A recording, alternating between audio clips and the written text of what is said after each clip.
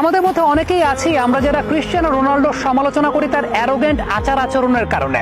কিন্তু আপনি কি জানেন 2011 সালে যখন ইউরোপের গোল্ডেন বুট CR7 জিতেছিলেন, পরবর্তী সময় 2017 সালে সেই গোল্ডেন বুটটাকে তিনি নিলামে তুলেছিলেন এবং নিলামে তোলার মাধ্যমে 1.2 মিলিয়ন পাউন্ড আয় হয়েছিল। যেই আয়ের পুরো অর্থটা CR7 দান করেছিলেন মূলত ফিলিস্তিনের গাজায় মুসলিম শিশুদের স্কুল সংস্কারের জন্য। এই যে এই ধরনের আত্মনিবেদনের জায়গাটা, কিংবা একজন ফুটবলার তার ফুটবল খেলার বাইরেও এরকম কর্মকাণ্ড করছেন, এগুলো কিন্তু প্রত্যেকের জন্য একটা অনুকরণীয় দৃষ্টান্ত। শুধুমাত্র